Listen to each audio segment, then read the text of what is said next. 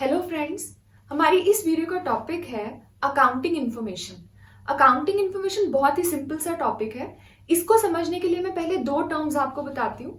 एक टर्म होती है डेटा और दूसरी होती है इन्फॉर्मेशन। ठीक है, डेटा और इन्फॉर्मेशन में क्या फर्क है? डेटा होता है अनऑर्गेनाइज्ड फॉर्म के अंदर। ठीक है, जब उस अनऑर्गेनाइज्ड फॉर्म ऑफ डेटा को हम एक यूजफुल टर्म में कन्वर्ट कर देते हैं, यूजफुल फॉर्म में कन्वर्ट कर देते हैं, तो उस यूजफुल फॉर्म को बोला जाता है इंफॉर्मेशन।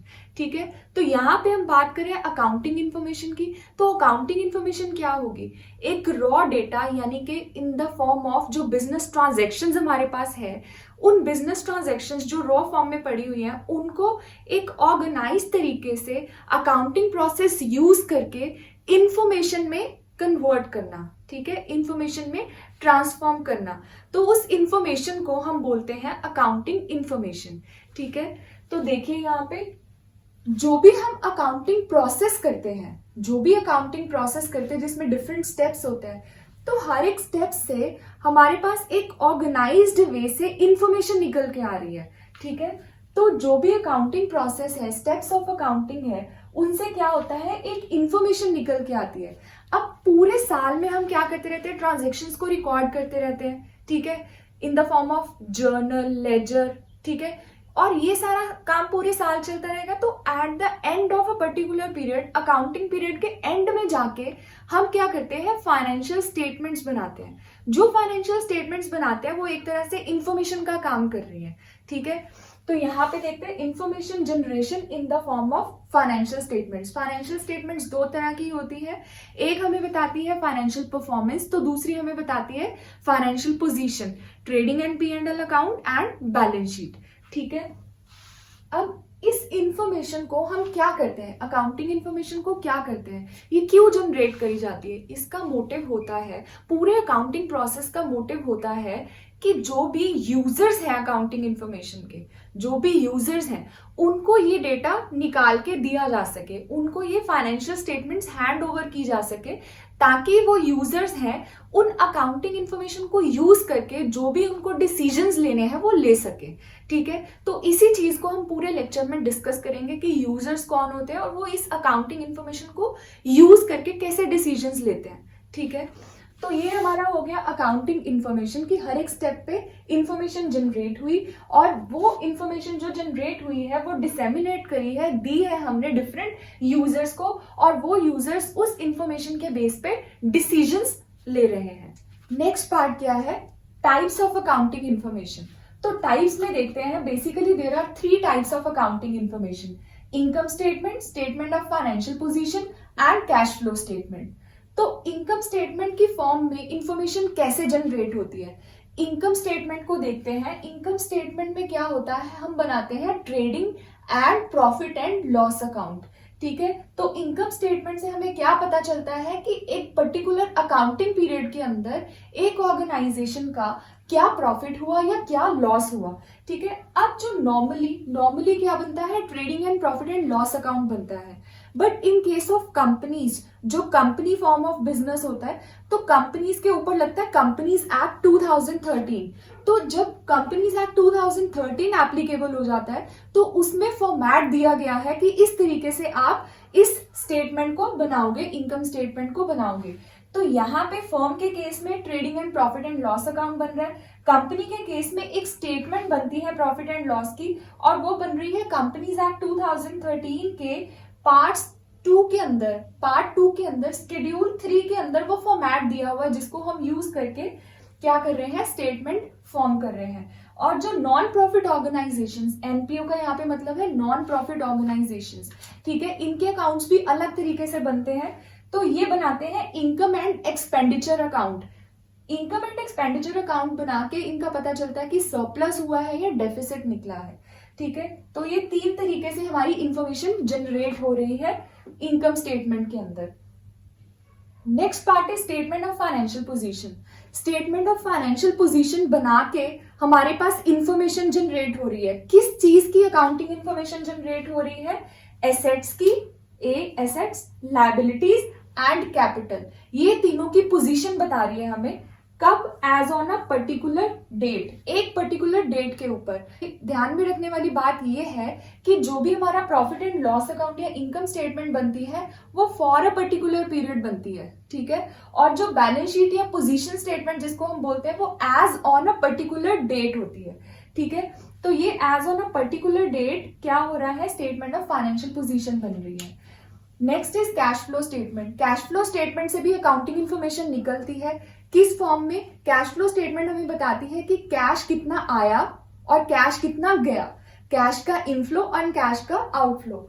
और इसका फॉर्मेट हम बनाते हैं AS3 के अकॉर्डिंग, इसको बनाया जाता है कैश फ्लो स्टेटमेंट को, ठीक है। तो अकाउंटिंग स्टैंडर्ड 3 रिवाइज्ड। तो इसके बाद हम मूव करते हैं यूजर्स के टॉपिक पे। यूजर्स ऑफ अकाउंटिंग इंफॉर्मेशन कौन होते हैं? वो पर्संस जो अकाउंटिंग इंफॉर्मेशन को यूज करके डिसीजंस लेते हैं। तो वो यूजर्स बेसिकली दो कैटेगरीज में डिवाइड किए गए हैं, internal users and external users. Internal users मतलब अंदर के यूजर्स, अंदर के मतलब ऑर्गेनाइजेशन के इंटरनल, ठीक है। तो इसमें बेसिकली सबसे पहला आ जाएगा ओनर्स। ओनर्स कौन पर्संस होते हैं? मैंने यहाँ पे ना कीवर्ड्स लिख दिए हैं, तो अगर आप चाहो तो आप नोट डाउन भी कर सकते हो। कीवर्ड से हमें पता चल जाता है इसके अंदर का क्या कंटेंट है, हमें क्या लिखना है एग्जाम में। तो ओनर्स जो है, ओनर्स कौन होते हैं? ओनर्स वो होते हैं जिन्होंने पैसा लगाया होता है, कैपिटल लगाई होती है। तो ये लोग अकाउंटिंग इंफॉर्मेशन इनको क्यों चाहिए, क्यों यूज करेंगे अकाउंटिंग इंफॉर्मेशन को? ये इसलिए यूज करेंगे क्योंकि इन्होंने पैसा लगाया है, तो ये देखना चाहेंगे ना कि जो हमने पैसा लगाया है उसकी आज की पोजीशन क्या है, क्या उस पैसे में इंक्रीमेंट हुई, कैपिटल बढ़ी या कैपिटल कम हुई। इन रिटर्न उस कैपिटल के ऊपर इनको कितना रिटर्न जनरेट हो रहा है, प्रॉफिट जनरेट हो रहा है, ठीक है। तो बिजनेस में प्रॉफिट आ रहा है या लॉस आ रहा है, ये देखना चाहेंगे ओनर्स। मैनेजमेंट, मैनेजमेंट क्यों यूज करेगी अकाउंटिंग इंफॉर्मेशन को? क्योंकि मैनेजमेंट को सारी ऑर्गेनाइजेशन के डिसीजंस लेने पड़ते हैं, ठीक है, डिसीजन मेकिंग करनी पड़ती है। तो उस डिसीजन मेकिंग के लिए इनको इंफॉर्मेशन तो चाहिए होगी ना कि आज की डेट में क्या चल रहा है, ठीक है, ये पूरे साल में क्या क्या इस ऑर्गेनाइजेशन में हुआ, क्या क्या ट्रांजैक्शंस हुई, ठीक है। तो वो सब कहाँ से पता चलेगा? अकाउंटिंग इंफॉर्मेशन से, ठीक है। तो मैनेजमेंट डिसीजंस लेने के लिए अकाउंटिंग इंफॉर्मेशन को यूज करती है। नेक्स्ट हो गए एम्प्लॉइज। अब बात आती है एम्प्लॉइज अकाउंटिंग इंफॉर्मेशन क्यों यूज करेंगे? क्योंकि एम्प्लॉइज जो है वो एक ऑर्गेनाइजेशन में वर्क कर रहे हैं, किस चीज के लिए? रिटर्न क्या आ रही है उनको? In the form of salary आ रही है, ठीक है। तो वो ये देखना चाहेंगे क्या ऑर्गेनाइजेशन इतनी कैपेबल है कि हमारी सैलरी वो अच्छे से पे कर सके, और अगर वो इंक्रीज करना चाहते हैं सैलरी को तो क्या ऑर्गेनाइजेशन इतनी कैपेबल है कि वो उस इंक्रीज्ड सैलरी को पे करने की कैपेसिटी रखती है। और कल को अगर एम्प्लॉइज बोनस डिमांड करना चाहते हैं तो क्या ऑर्गेनाइजेशन उनको बोनस देगी? और जो भी उनका प्रोविडेंट फंड का पैसा कटा है, हर बार सैलरी में से एक प्रोविडेंट फंड का अमाउंट कटता है जो कि ऑर्गेनाइजेशन अपने तरीके से मैनेज करती है, ठीक है। तो अब एम्प्लॉइज ये देखना चाहते हैं कि उनकी सैलरी में से जो हमेशा PF कट रहा है क्या वो सिक्योर्ड है, क्योंकि ये amount at the end of जब भी एम्प्लॉय छोड़ के जाते हैं ऑर्गेनाइजेशन को तो उनको पे किया जाता है। तो वो देखना चाहते हैं कि क्या PF या एक होती है एम्प्लॉय स्टेट इंश्योरेंस, तो उसका पैसा सिक्योर है या नहीं है। तो ये 3 इंटरनल यूजर्स हो गए। इसके बाद हम मूव करते हैं एक्सटर्नल यूजर्स के ऊपर। एक्सटर्नल यूजर्स मतलब बाहर के बंदे, ठीक है। तो बाहर के बंदे ऐसे कौन से हैं जिनको अकाउंटिंग इंफॉर्मेशन यूज करनी है? तो पहले आ जाएंगे इसमें क्रेडिटर्स। क्रेडिटर्स वो बंदे होते हैं जिन्होंने उस बिजनेस ऑर्गेनाइजेशन को क्या दिया हुआ है? लोन दिया हुआ है, उधार दिया हुआ है, ठीक है। तो क्रेडिटर्स क्यों देखना चाहेंगे? एक अकाउंटिंग इंफॉर्मेशन को क्यों एनालाइज करना चाहेंगे?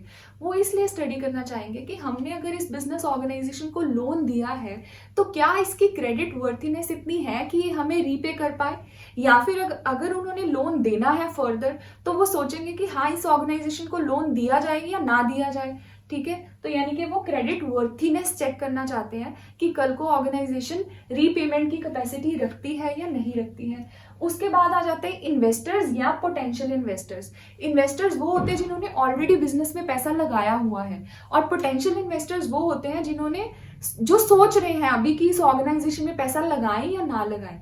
दोनों को ही अकाउंटिंग इंफॉर्मेशन चाहिए। कैसे? इन्वेस्टर्स को क्यों चाहिए? क्योंकि उनका पैसा ऑलरेडी लगा हुआ है, ठीक है। तो वो ये देखना चाहेंगे हमने जो पैसा लगाया कहीं वो डूब तो नहीं जाएगा, ठीक है। और जो पोटेंशियल इन्वेस्टर्स हैं वो क्यों देखना चाहते हैं? वो ये देखना चाहते हैं ताकि वो डिसीजन ले पाए क्या डिसीजन ले पाए कि हम इस ऑर्गेनाइजेशन में इन्वेस्ट करें या ना करें। तो in short investors investment decisions लेने के लिए अकाउंटिंग इंफॉर्मेशन को यूज करते हैं। Next is banks and financial institutions. अब वो क्यों यूज करेंगे अकाउंटिंग इंफॉर्मेशन को? क्योंकि उन्होंने लोन दिया हुआ है ऑर्गेनाइजेशन को, या फिर ऑर्गेनाइजेशंस ने क्या किया है, लोन के लिए अप्लाई किया है। तो बैंक्स या फाइनेंशियल इंस्टीट्यूशंस ये देख रही हैं कि अगर लोन दिया हुआ है तो क्या उसकी रिकवरी पॉसिबल है या नहीं है। ठीक है, कहीं ये तो नहीं ऑर्गेनाइजेशन लॉसेस में जा रही है और कल को पैसा ही ना रिकवर हो। और अगर बैंक ने लोन देना है तो वो सोचेगी कि हाँ, इसकी इंफॉर्मेशन कैसी है, इसके अकाउंट्स कैसे हैं, इनकी पोजीशन कैसी है ऑर्गेनाइजेशन की, कि इसको लोन देना चाहिए या नहीं देना चाहिए। Next point is government. Government accounting information को यूज करती है टैक्स लायबिलिटी के लिए, टैक्स लायबिलिटी को कैलकुलेट करने के लिए, टैक्स लायबिलिटी को चेक करने के लिए। कोई भी ऑर्गेनाइजेशन जो है वो टैक्स पे करती है गवर्नमेंट को, किसके ऊपर? प्रॉफिट्स के ऊपर, जो प्रॉफिट्स उसने कमाए होते हैं। तो गवर्नमेंट चेक करती है कि क्या उस ऑर्गेनाइजेशन ने जो टैक्स पे किया है, क्या उसकी कैलकुलेशन ठीक है या नहीं है, क्योंकि वो टैक्स प्रॉफिट के ऊपर कैलकुलेट होता है और प्रॉफिट कहां से निकलता है? अकाउंट्स से। Next is consumers.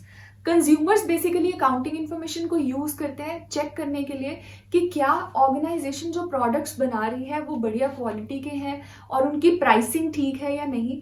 वैसे जनरली देखा जाए तो कंज्यूमर्स अकाउंटिंग इंफॉर्मेशन को यूज नहीं करते, पर हाँ, क्योंकि एक्सटर्नल यूजर्स में आ रहे हैं तो इसलिए इसको हम देख रहे हैं।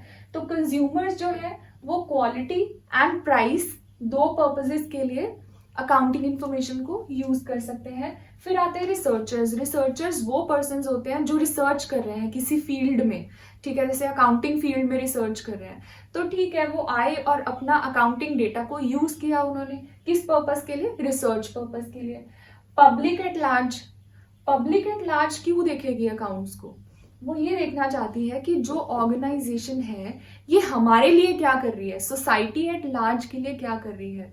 जो भी ऑर्गेनाइजेशंस होती हैं, आजकल तो मैंडेटरी भी किया हुआ है कंपनीज एक्ट के अकॉर्डिंग, उसमें क्या होता है कि वो सोसाइटी के लिए कुछ ना कुछ करती है ऑर्गेनाइजेशन। तो पब्लिक ये देखना चाहेगी कि ठीक है, हमारे लिए क्या किया ऑर्गेनाइजेशन ने। अगर जो बड़े बड़े बिजनेस हाउसेज हैं वो क्या कर रहे हैं सोसाइटी के लिए, उनको पैसा तो बहुत आ रहा है, ठीक है, तो क्या वो स्कूल्स बनवा रहे हैं, कॉलेजेस बनवा रहे हैं, क्या क्या कर रहे हैं, ठीक है, हॉस्पिटल्स बनवा रहे हैं। तो पब्लिक इसलिए अकाउंटिंग इंफॉर्मेशन को यूज करेगी। तो यहाँ पर हमारे यूजर्स जो हैं ये कंप्लीट होते हैं, इंटरनल और एक्सटर्नल। लास्ट टॉपिक है इसमें characteristics of accounting information. Characteristics में देखिए 4 कैरेक्टरिस्टिक्स आते हैं। Reliability, relevance, understandability, comparability. बहुत ही इजी से टॉपिक्स हैं, बहुत ही इजी से पॉइंट्स हैं। पहला है reliability characteristics of accounting information, यानी अकाउंटिंग इंफॉर्मेशन कैसी होनी चाहिए? रिलायबल होनी चाहिए। रिलायबल मतलब जिसके ऊपर हम विश्वास कर सके।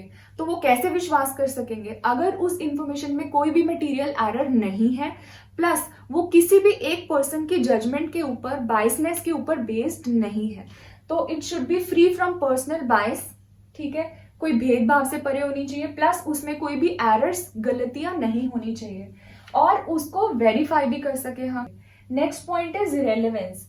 रेलेवेंस का मतलब होता है रेलेवेंट फॉर डिसीजन मेकिंग, क्योंकि हमने बात करी है कि यूजर्स अकाउंटिंग इंफॉर्मेशन को यूज कर रहे हैं डिसीजन मेकिंग के लिए। तो फिर जो इंफॉर्मेशन है, अकाउंटिंग इंफॉर्मेशन है, वो रेलेवेंट होनी चाहिए कि जिसके बेस पे वो डिसीजंस ले सके, उनके डिसीजन मेकिंग के लिए रेलेवेंट होनी चाहिए। यानी उसमें अननेसेसरी डेटा नहीं होना चाहिए, जो उनको चाहिए वो इजीली अवेलेबल हो, ठीक है। Next is understandability. अंडरस्टैंडेबिलिटी मतलब अकाउंटिंग इंफॉर्मेशन या अकाउंटिंग रिकॉर्ड्स ऐसे होने चाहिए जो इजीली समझ में आ सके। वो समझ में कैसे आएंगे?